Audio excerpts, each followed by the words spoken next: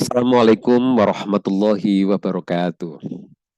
Jumpa lagi kita di mata kuliah Psikologi Industri. Hari ini kita akan membahas tentang bagaimana kita melakukan proses rekrutmen, seleksi, dan penempatan pegawai. Teman-teman sekalian, setelah pada pertemuan sebelumnya kita membahas tentang analisis jabatan, kita berbicara tentang bagaimana mendeskripsikan jabatan dan spesifikasi pekerjaan, spesifikasi orang untuk menempati pekerjaan tersebut, maka dilanjutkan dengan langkah berikutnya adalah bagaimana kita melakukan proses rekrutmen. Baik, teman-teman sekalian, kita akan mencoba membedah tentang proses rekrutmen ini, di mana kita tahu bahwa em, proses rekrutmen itu ya merupakan proses untuk menemukan, proses untuk menarik para pelamar yang memenuhi syarat untuk dipekerjakan. Semakin banyak yang tertarik, artinya semakin banyak yang melamar terhadap pekerjaan yang kita tawarkan, ini berarti ada peluang bagi kita untuk mendapatkan pegawai yang lebih selektif.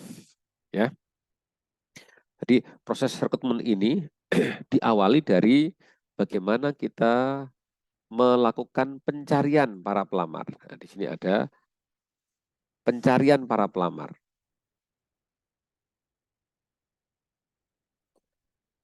Dan ini nanti ketika surat para pelamar sudah masuk, gitu ya, kita bisa memulai proses sampai di sini kita bisa melakukan seleksi untuk menentukan karyawan yang terpilih begitu. Hasil proses rekrutmen, nah ini adalah sekumpulan pelamar yang siap diseleksi. Jadi ini kita akan mencari proses rekrutmen ya yang nanti kita akan mendapatkan pelamar yang akan kita seleksi. Seperti tadi kita sampaikan, bisa jadi kita memiliki lowongan 3 posisi ya. Tetapi mungkin yang lamar karena saking bagusnya posisi itu dan saking bagusnya kita menginformasikan kepada khalayak terkait dengan posisi yang sedang kita butuhkan, pelamar yang masuk di dalam uh, proses kita itu bisa lebih dari 30 atau 300 jumlah kandidat yang siap untuk diseleksi. Nah, ini tentu saja ada plus dan minusnya. Menyeleksi calon karyawan yang banyak, ini tentu saja akan membutuhkan tenaga yang banyak. Misalnya, kita menawarkan 3 posisi, begitu ya. Dari 3 posisi ini ternyata yang melamar ada sampai 300. Berarti harus ada 297 orang yang tersingkir dalam seleksi karyawan ini. Berarti kita akan mendapatkan yang terbaik dari para pelamar yang ada. Namun tentu saja semakin banyak yang melamar gitu ya, semakin banyak effort yang kita keluarkan untuk melakukan proses seleksi. Ini memakan waktu dan juga memakan biaya. Untuk itu nanti teman-teman akan kita diskusikan nanti bagaimana sebaiknya kita melakukan seleksi ya. Apakah kita menggunakan internal selection ataukah external selection? Nanti kita akan bahas pada slide berikutnya. Baik, teman-teman, jadi apa sih dasar rekrutmen? Kenapa sih kita perlu melakukan rekrutmen? Ini juga perlu kita pikir dulu sebelum kita menentukan berapa jumlah lowongan yang tersedia. Kita perlu menentukan dasar apa kita melakukan proses rekrutmen. Paling tidak ada 5 hal yang kita bisa jadikan sebagai referensi untuk melakukan rekrutmen. Jadi menentukan dasar rekrutmen kita. Kalau ditanya kenapa kita melakukan rekrutmen, dasarnya apa? Nah, ini kita punya punya alasan yang bisa kita gunakan untuk membackup langkah-langkah kita ini, begitu ya. Karena begitu rekrutmen sudah kita lakukan, tentu saja kita harus mengeluarkan banyak sekali biaya, begitu ya. Biaya rekrutmen itu sendiri dan juga nanti biaya tambahan gaji apabila kita betul-betul telah menerima karyawan baru. Baik, teman-teman sekalian, paling tidak ini ada hal-hal yang perlu kita pahami bersama bahwa rekrutmen itu tidak tiba-tiba, ya, tidak tiba-tiba kita rekrutmen. Tiba-tiba hari ini seseorang memiliki posisi jabatan tertentu, kemudian dari posisi jabatan tertentu itu dia akan melakukan rekrutmen semaunya. Ini apa namanya tidak tepat ya. Jadi kalau kita melakukan rekrutmen itu harus ada analisis jabatan, ada job description, ada job specification, ada job evaluation sebelumnya. Kenapa kita perlu nambah? Kayak gitu ya. Ada kemudian ada job classification, penggolongan jabatan. Sehingga nanti kalau kita rekrut, itu kita betul-betul tahu bahwa karyawan yang kita rekrut itu akan berada pada jabatan tertentu. Ya, tidak asal rekrut, setelah direkrut baru dipikirkan mau ditaruh di mana, begitu. Ini tidak boleh seperti itu. Sebaiknya adalah kita sudah tahu betul tentang jabatan apa yang akan kita isikan buat para calon pelamar, gitu ya. Di mana kita telah melakukan sebuah rangkaian panjang proses analisis, ya. Nah ini seringkali jadi masalah adalah ketika di sebuah instansi begitu ya. Jika pimpinannya berganti, maka semuanya dirombak, ya. Semuanya orang diganti. Ada mutasi besar-besaran, misalnya gitu ya. Ada pembersihan orang lama. Ini nggak boleh seperti itu.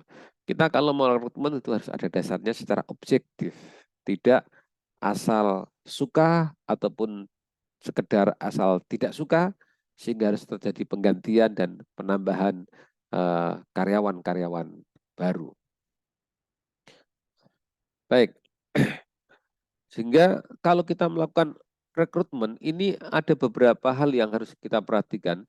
Bagaimana rekrutmen yang kita lakukan itu konsisten dengan strategi perusahaan, konsisten dengan visi perusahaan, konsisten dengan nilai-nilai organisasi. Jadi kalau kita rekrut sembarang orang, tetapi ini secara strategis tidak ada apa namanya, tidak ada penambahan penguatan tercapainya strategis, saya rasa rekrutmen ini akan tidak terlalu bermanfaat gitu ya. Sehingga kita kalau mau rekrut, misalnya spesifikasi karyawan yang mau kita pilih, ya, kemudian nilai-nilai organisasi. Organisasi ini organisasi seperti apa, ya. Kadang-kadang kita perlu melihat bagaimana value atau pandangan hidup yang dimiliki oleh masing-masing calon pelamar yang ada, para pelamar gitu ya, sehingga nanti kita akan bisa paham betul tentang apakah calon tersebut memiliki nilai-nilai yang berseberangan dengan nilai-nilai organisasi yang kita bangun. Nah, sebisa mungkin dilaksanakan secara efisien dan efektif. Ya, apalagi sekarang sudah banyak sekali model-model rekrutmen baik bersifat online maupun offline. Kita bisa bekerja sama dengan pihak-pihak yang lain, misalnya work interview di kampus dan sebagainya. Nah, menambah karyawan itu berarti menambah kompleksitas dari sebuah organisasi. Sehingga ketika kita menambah karyawan, ya, kita harus bisa mempertahankan atmosfer kerja yang baik di dalam perusahaan kita. Seringkali yang menjadi masalah adalah begitu ada tambahan karyawan baru mengakibatkan sedikit gonjangan yang ada dalam organisasi, ada perbedaan atmosfer gitu ya. Nah ini mestinya apapun yang terjadi mestinya atmosfernya dibuat atmosfer yang kondusif untuk bisa melakukan sebuah proses kerjasama yang baik. Nah, sebenarnya tidak harus sebuah perusahaan itu melakukan rekrutmen pegawai untuk mengatasi kekurangan yang dimilikinya. Ada beberapa alternatif tindakan yang bisa diambil oleh pihak perusahaan terkait dengan proses rekrutmen. Salah satunya adalah alih daya atau outsourcing. Kita memang membutuhkan tenaga kerja tambahan untuk menyelesaikan pekerjaan-pekerjaan kita, namun tidak harus mereka itu merupakan karyawan di perusahaan kita. Bisa jadi kita subkontrakkan ya eh, dengan perusahaan lain yang membidangi bidang itu, misalnya eh, di sebuah karyawan untuk di sebuah perusahaan begitu ya, untuk kebutuhan cleaning service ataupun untuk driver ataupun untuk pekerjaan-pekerjaan yang intinya bukan pekerjaan core bisnis dari perusahaan tersebut ya.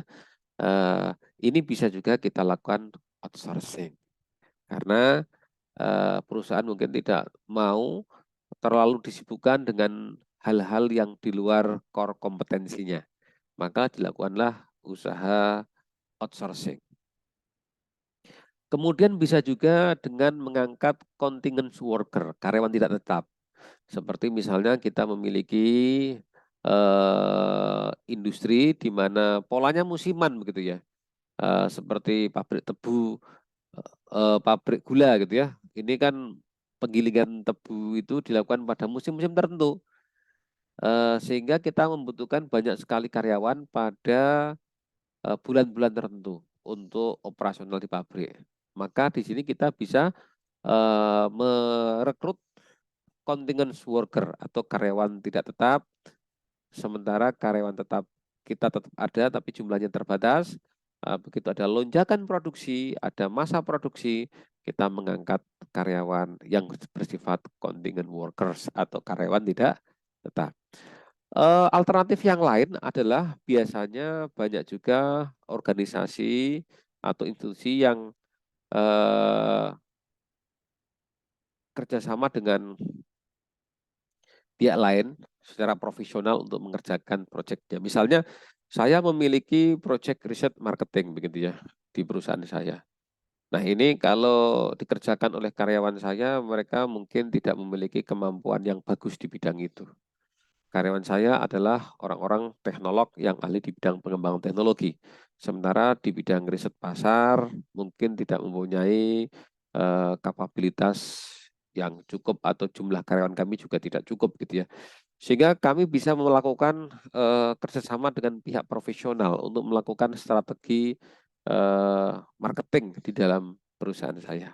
Nah, ini kita akan ada namanya organisasi memberi kerja profesional. Mereka akan memberikan hasil surveinya, hasil penelitiannya kepada kita dan duduk bersama untuk merancang strategi yang baik berdasarkan data-data yang sudah kita dapatkan. Nah, yang berikutnya yang sering dilaksanakan di banyak perusahaan manufaktur adalah kerja lembur atau overtime. Nah, ini biasanya overtime itu adalah pekerjaan yang dikerjakan di luar jam kerja normal karyawan. Misalnya karyawan pulangnya mestinya jam 4 sore, ya mereka tambah 2 jam, pulangnya menjadi jam 6 sore, pukul 5 sampai pukul 6 adalah merupakan overtime untuk menyelesaikan pekerjaan-pekerjaan yang belum terselesaikan. Jadi itu juga akan menimbulkan dampak biaya karena overtime itu harus dibayar sesuai dengan amanah undang-undang. Overtime ini adalah mestinya nilainya lebih besar dibanding dengan gaji reguler yang ada. Baik, teman-teman sekalian, nanti kita akan mencoba menjelaskan lebih lanjut tentang proses rekrutmen, ya. Jadi nanti kita akan bicara tentang bagaimana rekrutmen dijalankan. Nah, ini menarik untuk kita diskusikan karena dengan memahami tentang proses-proses yang ada, maka akan memudahkan bagi kita untuk menyusun tahapan-tahapan secara lebih sistematis, gitu. Jadi teman-teman sekalian, kalau kita lihat bagan kita ini, ya. Jadi ada yang namanya proses, ya. Kita lihat di sini rekrutmen di tengah-tengah di sini, ya. Sebelum rekrutmen tentu di sini ada analisis lingkungan, ya, karena pada waktu kita bicara tentang deskripsi jabatan, ya, ini kita lihat analisis lingkungan eksternal internal yang kita miliki. Kemudian kita ketemu nih sumber daya manusia yang kita butuhkan. Ya, kita ketemu lack atau kekurangan yang kita miliki dan kita juga memiliki sebuah rencana-rencana pengembangan yang akan kita siapkan. Untuk itu kita perlu mencari melakukan perencanaan sumber daya manusia. Nah, dari sekian banyak perencanaan sumber daya manusia atau upaya memenuhi sumber daya manusia, ini kan ada alternatif-alternatif, ya. Dari sekian banyak alternatif, mungkin kita pilih salah satu alternatif, kita lakukan rekrutmen di sini. Rekrutmen bisa dari sumber internal, bisa dari sumber eksternal, bisa menggunakan metode-metode tertentu atau menggunakan teknik tertentu, kemudian kita mendapatkan orang-orang baru yang kita rekrut menjadi bagian dari organisasi yang kita miliki. Baik. Sumber rekrutmen dan metode kita akan coba bahas lebih detail di sini, ya. Dinamakan sebagai sumber rekrutmen adalah tempat di mana para kandidat yang memenuhi syarat berada di perguruan tinggi atau di perusahaan-perusahaan pesaing, ya. Jadi kita melihat pasokan tenaga kerja. Kalau kita bicara misalnya pasokan tenaga kerja, berarti kita mencari calon-calon tenaga kerja yang mungkin tertarik dan siap bergabung dengan perusahaan kita. Bisa jadi mereka berada di kampus-kampus di mana mereka saat ini masih belajar, ya. Mereka masih menyelesaikan tugas akhirnya atau baru saja selesai lulus atau mungkin masih mengambil kuliah. Mereka yang potensial ini kemudian kita pantau, kita perhatikan dan kemudian kita kasih informasi supaya mereka tertarik untuk bergabung di perusahaan kita, ya. Maka banyak sekali sekarang kampus-kampus diajak kerjasama oleh industri terkait dengan upaya untuk mendapatkan pegawai baru bagi industri tersebut. Bisa jadi potensial personel yang mau kita rekrut itu adalah profesional-profesional yang sudah bekerja di perusahaan-perusahaan pesaing, ya. Kita membutuhkan jasa mereka, kita membutuhkan tenaga mereka, sementara mereka sudah terlanjur bekerja di perusahaan asing. Nah, di perusahaan asing, artinya di perusahaan orang lain. Bagaimana kita mensiasati atau mensikapinya? Nah, di sini perlu sebuah teknis-teknis khusus yang harus kita lakukan supaya nanti tidak terjadi kesalahan di dalam kita melakukan proses rekrutmen. Apalagi kalau misalnya eh, rekrutmen dosen begitu, ya. Ini kan dosen itu akan direkrut oleh universitas atau yayasan, ya. Kemudian dosen ini namanya akan didaftarkan di Pangkalan Data Dikti. Ya, kalau mereka ternyata saat ini ternyata sudah memiliki status menjadi karyawan pihak lain, ini tidak bisa kita masukkan ke dalam daftar karyawan kita. Nah, ini maka mereka harus memastikan bahwa ketika mereka berada di organisasi lain atau organisasi para pesaing, maka dia harus diyakini bahwa dia sudah tidak menjadi bagian dari perusahaan atau organisasi dia sebelumnya. Nah, kalau kita bicara tentang rekrutmen dosen itu di perguruan tinggi, ya, itu ada namanya syarat lolos butuh. Jadi dia tidak menjadi eh, tidak menjadi bagian dari karyawan di tempat yang lain. Nah, mereka akan bernegosiasi ulang terkait dengan pekerjaan dan gaji yang dibutuhkan, ya, yang diinginkan dari kedua belah pihak. Nanti ketemulah kesepakatan sehingga proses rekrutmen bisa berjalan secara semestinya. Baik, teman-teman sekalian, jadi ini tadi kita bicara tentang sumber-sumber rekrutmen atau tempat di mana kita mudah untuk mendapatkan calon pegawai kita. Nah, kita akan mendiskusikan metode rekrutmen seperti apa yang akan kita gunakan. Banyak cara untuk melakukan rekrutmen ya. Eh, ada metode rekrutmen itu mereka itu dengan mengirimkan portofolio ya. Kemudian kita portofolionya mereka itu kita uji portofolio atau juga mereka diminta untuk datang untuk mempraktekkan sebuah pekerjaan yang mana pekerjaan ini adalah pekerjaan yang akan apa namanya akan digeluti begitu ya. Baik, dalam rekrutmen ada sumber-sumber rekrutmen yang sudah kita jadikan sebagai referensi begitu ya. Kita bisa menggunakan yang namanya sumber internal dan sumber eksternal. Sumber internal artinya adalah kita tidak mencari apa namanya personel yang akan kita dudukan dalam dalam posisi tertentu itu dari pihak eksternal perusahaan, tetapi kita akan menseleksi para pegawai kita untuk kita jadikan sebagai eh, kandidat yang bisa memenuhi posisi yang sedang kosong atau sedang kita buka begitu ya. Nah, jika kita menggunakan sumber internal ini ada kelebihannya ya, membuat para karyawan merasa termotivasi untuk menaikkan jenjang karirnya. Jadi dia akan apa ya, akan mendapati eh, motivasi yang lebih besar terkait dengan target-target kinerja yang dia harapkan supaya dia bisa memenuhi apa yang diinginkan di dalam proses rekrutmen.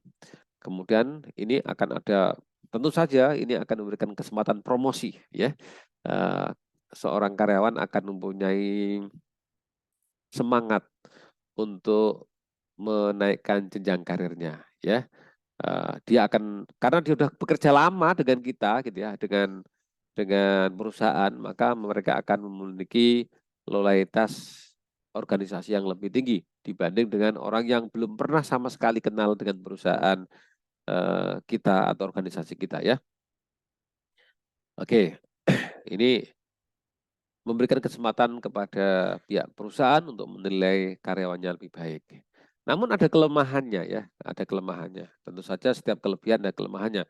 Kalau kita menggunakan apa namanya sumber internal, ini salah satu kelemahannya adalah eh, mereka mempunyai pola pikir atau gagasan yang hampir sama dengan as usual daily activity yang dihadapi begitu ya, karena mereka tahunya ya perusahaan mereka kerjanya seperti itu, maka dia akan meneruskan atau akan menjalankan sebagaimana apa yang dia ketahui gitu ya. Nah,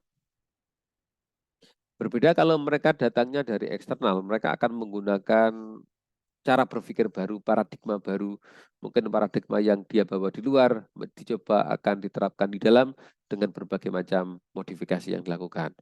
Nah, em, kelemahan yang lain ketika kita menggunakan model internal adalah sangat dimungkinkan nanti akan adanya persaingan ya, meskipun tidak kelihatan di permukaan, tetapi antar karyawan kita bisa jadi akan memiliki keinginan-keinginan yang sama untuk menduduki posisi yang dibuka ya. Nanti akan ada persaingan di antara mereka. Nah, ini harus ada upaya yang baik dari pihak manajemen supaya persaingan itu menjadi persaingan yang sehat. Nah, teman-teman sekalian, jadi di sini kalau kita menggunakan sumber eksternal ya, ini akan muncul ide-ide baru, gagasan-gagasan baru, ya, sehingga memungkinkan karyawan yang baru kita rekrut ini akan berani untuk melakukan perubahan-perubahan dan tidak takut untuk melakukan perubahan-perubahan karena mereka memang betul-betul datang dengan tidak membawa kebiasaan lama yang sudah berjalan di organisasi yang dituju, ya. Nah, ini tidak banyak merubah hierarki organisasi yang ada. Karena apa? Karena para karyawan lama itu masih stay dengan posisinya mereka masing-masing, sehingga tidak ada perubahan hierarki organisasi yang begitu banyak, begitu ya. Berbeda kalau misalnya kita menggunakan sumber internal, begitu ada apa namanya, ada promosi, maka di bawahnya ini juga harus diisi, ya. Akan terjadi transfer eh, sumber daya manusia dari departemen lain ke departemen tertentu, begitu, karena adanya eh, requirement yang membuat orang di level bawahnya tidak bisa naik ke atas di posisi yang sedang kosong, sehingga harus ada perpindahan dari masing-masing karyawan satu ke posisi yang lain. Nah, namun demikian kalau kita menggunakan sumber eksternal ini ada kekurangan-kekurangan. Kekurangan yang pertama tentu saja kaitannya dengan adaptasi, ya. Ya. Kenapa? Karyawan baru tentu saja dia akan melakukan adaptasi dulu sebelum dia ketemu performance terbaiknya. Nah, waktu diadaptasi ini khawatirnya akan berlangsung dalam waktu yang lama sehingga akan mengakibatkan sedikit kacaunya jalannya organisasi, ya. Kemudian kalau kita dropping dari luar, ini para karyawan internal ini juga kurang termotivasi untuk meraih promosi. Dia akan punya pemikiran bahwa jabatan tertinggi atau posisi tertinggi sulit didapatkan karena selalu ada eh, rekrutmen yang didatangkan dari pihak sumber eksternal, sementara mereka yang dalam internal mungkin tidak bisa ikut bersaing untuk mendapatkan posisi tersebut. Nah, ini beberapa kekurangan yang bisa kita tunjukkan, ya. Baik, teman-teman sekalian, ini ada banyak metode, ya. Metode yang bisa kita gunakan untuk melakukan rekrutmen internal, ya. Pertama adalah kita perlu membangun sebuah pengumuman lowongan jabatan atau job posting, ya. Kita berikan informasi kepada karyawan adanya lowongan jabatan. Ini harus kita informasikan. Nah, semua pihak mestinya bisa mengakses ini, ya. Kemudian ketika lowongan sudah kita posting, kita mempunyai kekosongan di pos-pos tertentu. Mungkin karena yang personil yang bersangkutan mungkin telah pensiun atau mungkin karena ada perubahan-perubahan tertentu, begitu ya, sehingga harus berubah sistem bisnisnya dan kita membutuhkan orang baru untuk itu, eh, jabatan baru untuk itu. Kita bikin pengumuman. Setelah itu kita lakukan job bidding. Ya. Semua karyawan yang memenuhi syarat, ya, boleh untuk bidding, melamar. Nanti kita akan ada lelang jabatan yang ada. Bisa juga kita menggunakan eh, apa namanya, referensi karyawan, ya. Kita akan tanya kepada para karyawan, kita vote di antara mereka, ya, eh, untuk aktif mengajak kolega-koleganya, ya, yang potensial tentu saja untuk mengajukan lamaran pada posisi di perusahaan yang sedang kita buka. Jadi kita mengandalkan referensi karyawan, referensi anggota organisasi kita, ya. Nah, dengan referensi mereka akan menjadi pertimbangan bagi pihak perusahaan untuk mengangkat atau menerima para nama-nama yang telah menerima referensi dari karyawan kita. Nah, kalau menggunakan metode eksternal ini ada istilah namanya walk-ins, ya. uh, and write-ins. Ya, pelamar datang dan pelamar yang masukkan lamaran, ya, ini bisa jadi lewat kampus, ya, ada namanya walk-in interviews di kampus, begitu. Atau juga kita uh, meminta rekomendasi dari para karyawan, ya. Ini ada pihak eksternal yang membutuhkan jabatan yang sedang kita umumkan, ada beberapa rekomendasi dari karyawan kita kepada temannya untuk mengisi itu. Ada namanya iklan. Iklan bisa jadi adalah upaya kita untuk menarik pelamar sebanyak-banyaknya, ya. Atau kita menggunakan jasa dari agen tenaga kerja. Ini ada perusahaan jasa rekrutmen, ya. Mereka akan melakukan proses rekrutmen dan nama-nama yang dianggap potensial itu nanti akan dikirimkan di perusahaan kita, ya. Ini ada agen, gitu ya. Ada agen yang agennya ini memang tugasnya untuk mencari orang untuk dipekerjakan pada pos-pos yang sudah disepakati, gitu ya. Kerjasama dengan lembaga-lembaga pendidikan, dengan kampus, dengan SMK dan sebagainya, ya.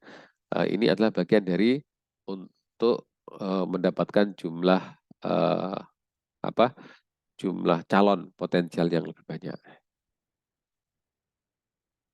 Nah, ini hal-hal yang bisa dilakukan oleh perusahaan, ya. Bisa jadi ada namanya merger and akuisisi. Jadi perusahaan kita merger, diakuisisi oleh pihak lain, maka karyawan yang ada ini bisa jadi akan dilebur jadi satu, ya, karena merger, ya, antar bank syariah, Mandiri Syariah, BNI Syariah, BRI Syariah, ini merger satu menjadi Bank Syariah Indonesia. Nah, ini tentu saja kita tidak perlu melakukan rekrutmen ulang, ya. Karyawan yang ada kita merger satu dengan yang lainnya menjadi milik holding yang baru di bawah bendera Bank Syariah Indonesia. Yang dulunya karyawan Bank Mandiri Syariah, BRI Syariah, kemudian ada Bank BNI Syariah, sekarang tidak lagi, mereka di dalam sebuah organisasi baru yang namanya Bank Syariah Indonesia. Oke. Nah, ini kita bisa lihat, ya, bagaimana kita mendapati sumber-sumber dari pihak eksternal, ya, dari sekolah SMK ataupun dari universitas atau dari persaingan dalam pasar tenaga kerja, ya. Ada orang-orang yang saat ini sedang eh, pengangguran, ya, atau mantan karyawan, ya. Kita mungkin punya karyawan dalam sebuah proyek tertentu, ya, karena sifatnya proyek, maka karyawan kayak ini akan selesai kontrak, begitu, ya. Begitu selesai kontrak, maka dia akan lepas menjadi pegawai lepas, ya. Suatu saat kita dapat proyek lagi, maka karyawan lama kita ini bisa kita undang untuk bisa bergabung menjadi bagian dari proyek yang kita kerjakan. Oke, oke, baik. Jadi ini tadi kita sudah membahas tentang bagaimana proses rekrutmen dilakukan, ya. Nanti sebenarnya bisa nggak, Pak, rekrutmen itu dilakukan secara online? Sangat bisa, ya. Ini biasanya ada sistem seleksi online yang saat ini sedang ngetren, ya, sedang ngetren. Bagaimana karyawan itu eh, diterima, proses rekrutmen dilakukan secara online, ya. Ini bisa jadi situs perusahaan membuka lowongan tertentu, kemudian masing-masing calon yang tertarik itu mengajukan lamaran di sana, begitu, ya. Terus kemudian ada proses lanjutan, wawancara dan sebagainya. Nah, ini hal-hal yang bisa kita jadikan sebagai sebuah referensi bahwa rekrutmen itu adalah proses yang penting sekali dan bisa dilakukan secara efektif atau efisien tergantung bagaimana kita memilih metode yang tepat untuk mengisi pos-pos yang tadi sudah kita nyatakan sebagai pos yang dibutuhkan. Demikian mungkin tentang bagaimana kita melakukan rekrutmen, metodenya, sumbernya, ya, uh, bagaimana proses seleksinya, ini sudah kita bahas dan kita akan berjumpa pada kesempatan topik yang lain. Terima kasih. Assalamualaikum warahmatullahi wabarakatuh.